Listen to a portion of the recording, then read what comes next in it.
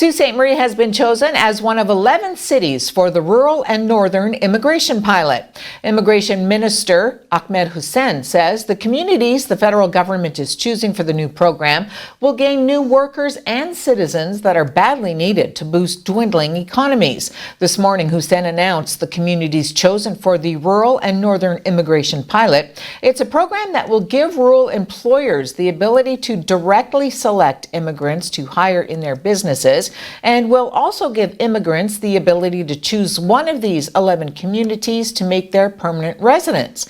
By taking the decisions on matching immigrants to employers and communities out of Ottawa's hands, rural and northern areas struggling with population declines and worker shortages hope to find newcomers who want to come and stay. Other selected communities in the north include Thunder Bay, Sudbury, Timmins, and North Bay, Gretna, Rhineland, Altona, Cooley, and Brandon in Manitoba, Moose Jaw, Saskatchewan, Claresholm, Alberta, and West Kootenay and Vernon, BC were also chosen. Community Living Algoma celebrated 65 years last evening with their annual general meeting and awards dinner.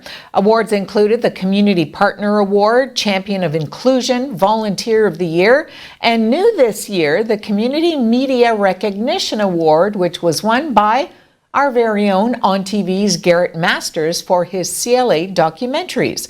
On TV spoke to both Masters and CLA Executive Director John Politicchio.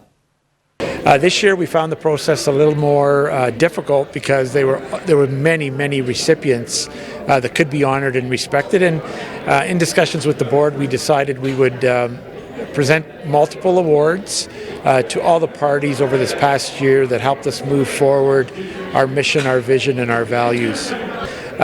Very powerful.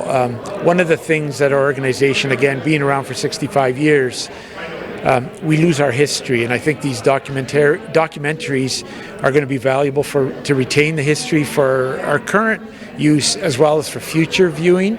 I always find looking at the videos gives me an opportunity to reflect. There's lots of challenges with the work we do. It feels fantastic to kind of come up here and accept an award for something that you worked really hard on, but also something that means so much to the people within the community and means so much to the people who helped bring this to reality for all the peoples involved. Dwayne and Kevin both had a lot of people in their lives kind of pushing for them to get to where they're at, and it's really nice to know that they made it, and it was great to kind of be able to step into the lives of the people that made that a possibility for them, and to get that story out into the community feels fantastic, so it's really nice. Thousands of fans gathered at Jurassic Park outside Scotiabank Arena in Toronto and cheered on the Raptors, who won their first NBA championship last night. The Raptors defeated the two-time defending champion Golden State Warriors 114-110 in Game 6 of the NBA Finals. The game was played in Oakland, California, and it's the first NBA championship for a team that plays outside the United States. Environment Minister Catherine McKenna told reporters yesterday the federal government would not raise the carbon tax after 2022. She was responding to a report from Parliament's budgetary watchdog that said an additional levy on carbon would be required for Canada to meet its Paris Agreement emissions targets.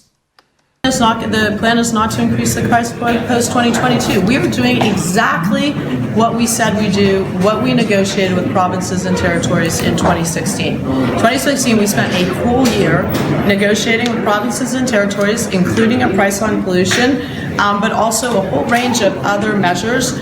But let's be clear, we're committed to meeting our target. I think the biggest question is what we're going to see from the Conservative politicians, because we know that they deny the science behind climate change, including the link, very clear link between extreme weather and climate change.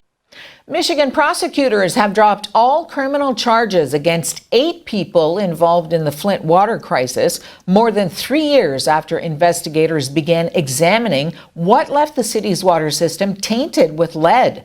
Activist Melissa Mays told the Associated Press that the change in investigators was what residents had feared. Mays said the dropping of the charges was another instance of, we're going to make these decisions about you without you. And that's how the Flint water crisis started. In the meantime, who knows what's going to happen? And you don't know what life is like without hope. And when you're living in the middle of a crisis, you still can't safely use your water. People are still getting sick and dying around you. And then what little scrap of hope you have, someone just yanked away just because, and they don't feel the need to tell you about it in advance. It's a little hard to swallow, like our water.